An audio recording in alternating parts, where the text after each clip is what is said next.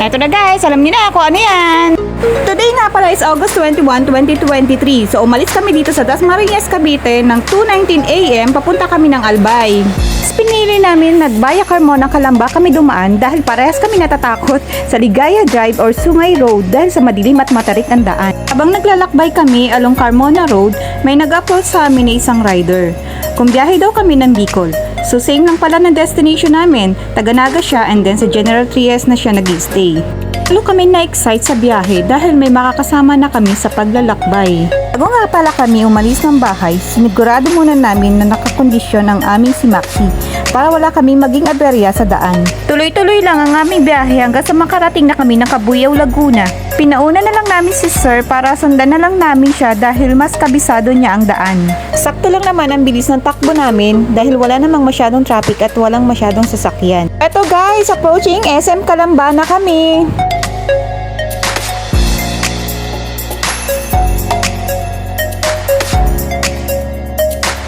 Approaching Quezon Province Arc. Grabe guys, ang ganda ng daan dito. Akala mo nasa airport ka, ang daming pailaw ng kalsada. Alam ko saan banda to ng Quezon, pero mas nakakaganang magbiyahe pag ganito kaganda ang daan. O, tingnan nyo guys, oh, sino ba namang hindi gaganahan mag-drive dyan? Akala mo nasa airport ka. Oh, ang daming ilaw.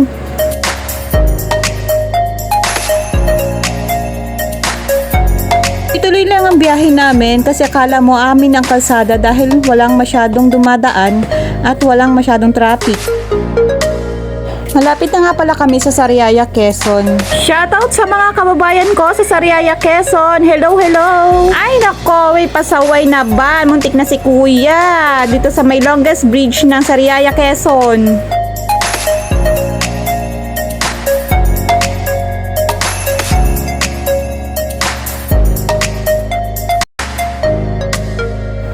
Okay, ito guys, approaching na tayo sa bayan ng Sariaya, Quezon. Dito nga pala ako pinanganak at lumaki at nagtapos ng high school.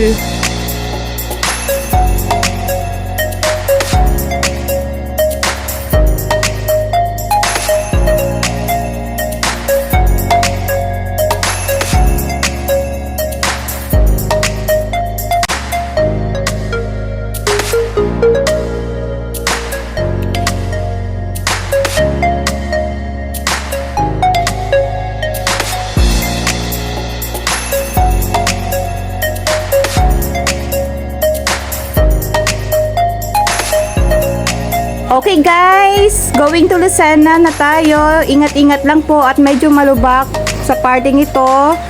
Turn right po tayo dyan. Okay. Turn left po tayo. Yung kabilang side po is papunta ng bayan ng Lucena. Approaching vertical clearance ng Lucena. Ang ganda-ganda dito, liwaliwanag. Para kang nasa ibang bansa.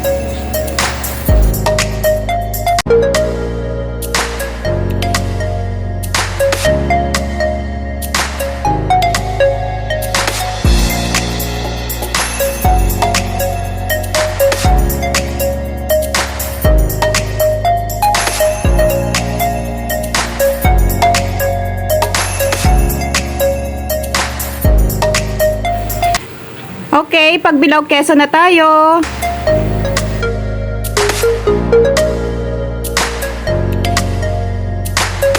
Bago kami pumasok ng Old Zigzag Grove dito sa may Pagbilao, Quezon, nag-stop over muna kami para kumain at kanina pa kumakalam ang sikmura namin. Nagkapilang kasi kami at nagbiskwit bago umalis ng bahay. After namin kumain, tuloy-tuloy na kami pag-akyat ng Old Zigzag Road hanggang sa makababa na kami ng Atimonan, Quezon.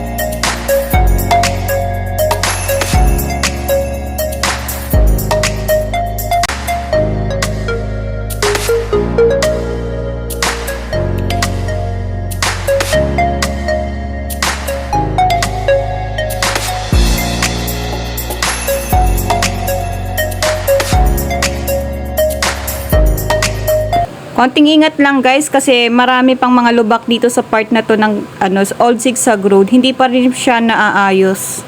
Lalo na kung dadaan kayo ng gabi.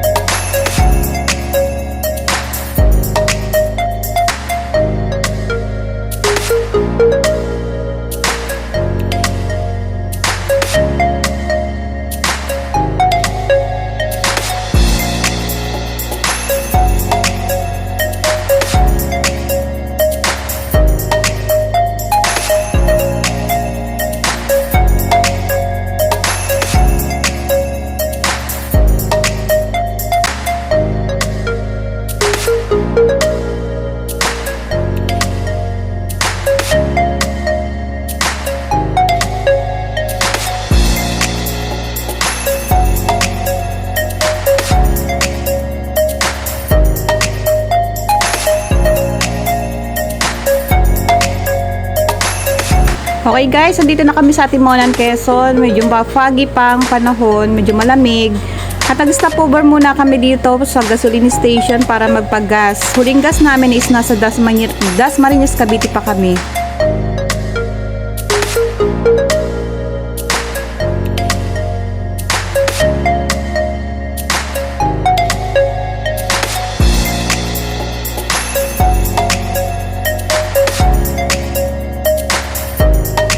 After namin magpagas, dire-diretso na ulit ang aming biyahe. Tsaka medyo lumiliwanag na rin. Nakasunod pa rin kami kay Sir. Approaching Atimonan, Quezon Art.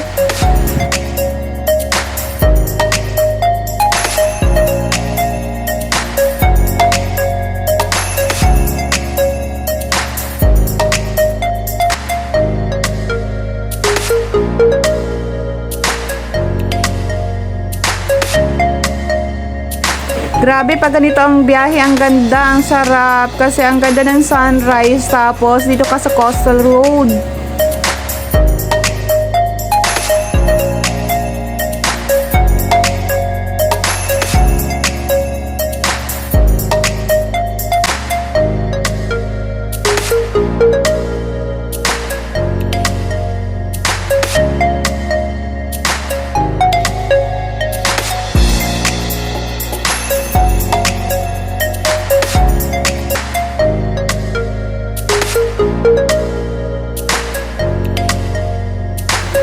O diba, enjoying sunkiss lang. Ganda-ganda ng araw habang papasikat siya.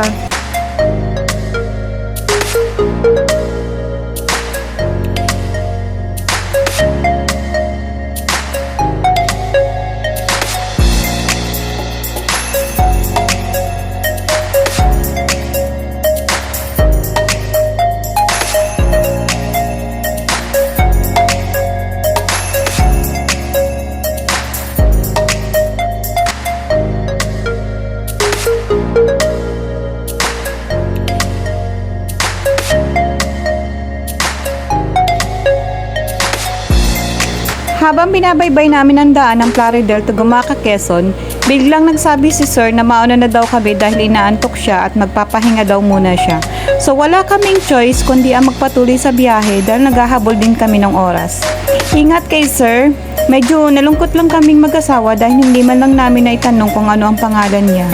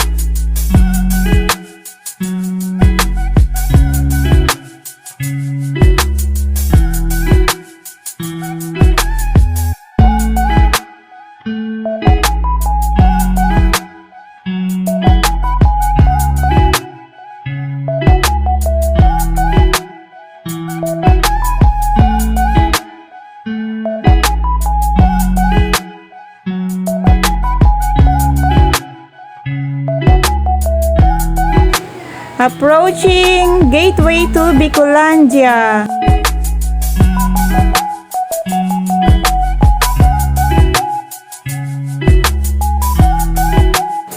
So, andito na tayo sa may Santa Elena. Magta-turn right po tayo dyan, papunta ng Cagayan, Quezon.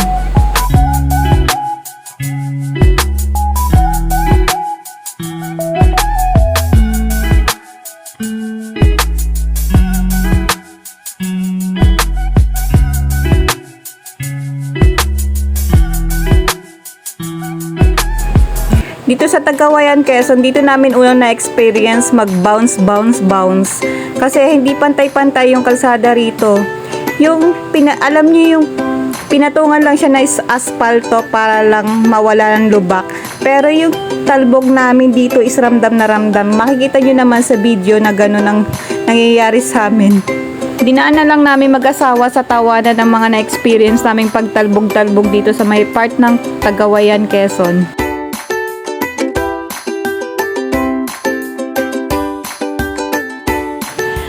After namin magpagas at mag-CR sa Cagayan, Quezon, dire-diretso na kami dito sa may Del Gallego.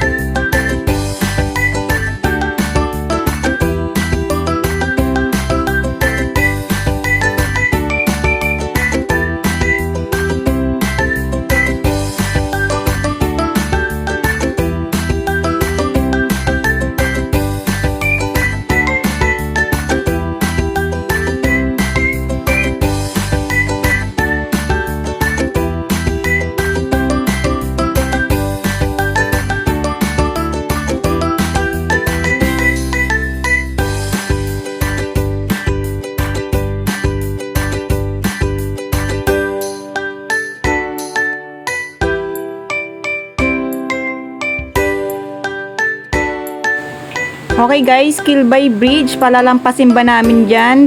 Syempre, may picture taking kami dyan. Makikita nyo na lang sa post ko.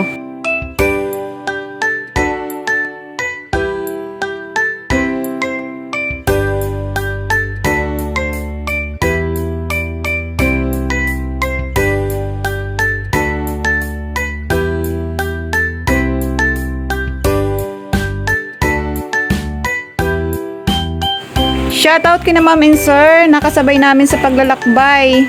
Hindi namin alam kung saan sila galing pero kanina pa namin sila nasusundan.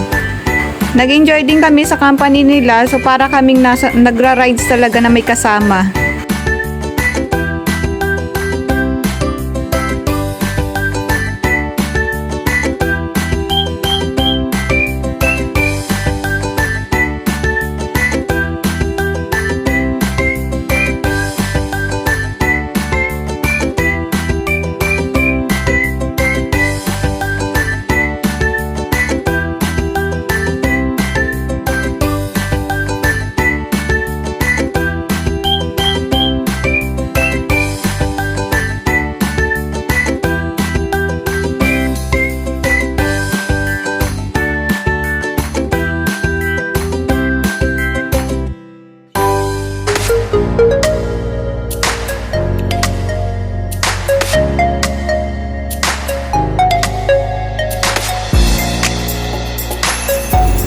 Oh, eto na. Kanina naman jowa tong iniwan dito sa tabi ng kalsada. Ang laki ng toyo. Kaya siguro iniiwan lang dito.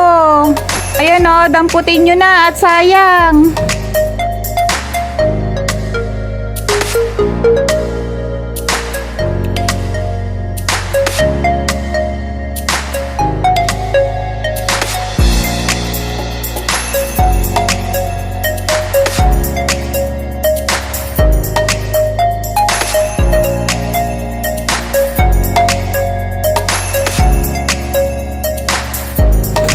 Okay, palabas na tayo ng Andaya Highway. So, kakanan tayo dyan, papunta ng Naga City. Yung kaliwa po is papunta ng Sipukot.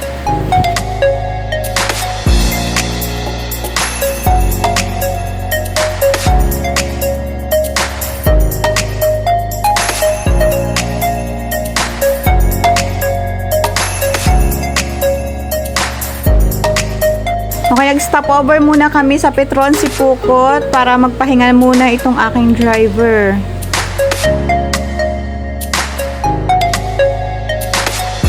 Okay, Libmanan Highway na po tayo. Medyo traffic lang po. Libmanan Highway pa rin. Time check is 10:33 a.m.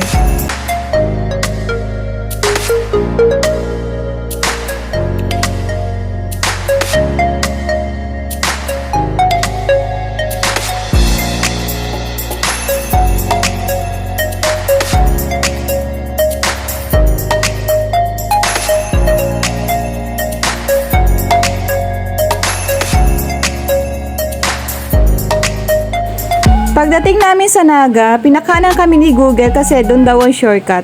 So nung una, nag-i-enjoy kami sa view kasi maganda. So habang nagtatagal, nagtataka kami bakit parang paliit ng paliit yung kalsada.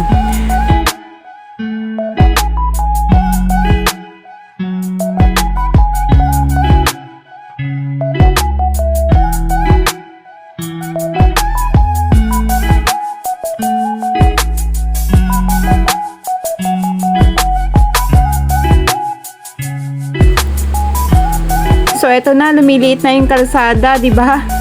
Pero at least meron kami mga nakakasalubong ng mga sasakyan. So para sa akin, mas okay pa rin dumaan doon sa mismong bayan ng Naga City. Ayun, sa wakas, nakalabas na rin kami sa shortcut na sinasabi ni Google.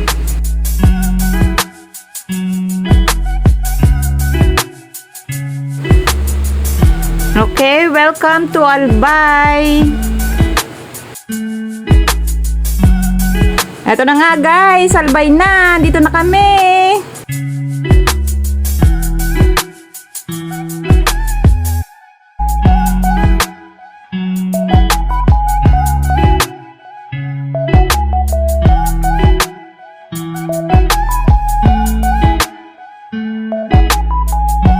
Ayan, eto na, imbis nakakaliwa kami dapat, tapunta kami sa kanan, kaka-video ko. Eto na guys, dito na kami, Kamalig Bypass Road. Eto na si Mayon. Dumating kami 1:29 p.m. dito sa Kamalig Bypass Road. Andito na rin yung tutuluyan namin sa Onjo Travelers Inn.